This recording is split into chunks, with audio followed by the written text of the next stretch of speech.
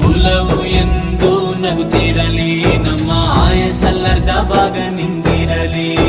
ಮನಸ ಜಾತಿಗೆಂದು ನೋವ ಕಳೆಯಲೆಂದು ಧರೆಗೆ ಇಳಿದಿರೋ ಮಾಧವ, ನೀನು ಹರಸಿದರೆ ಮಳೆ ಬೆಳೆಯ ಕೊಡುವಳು ಈಳೆ.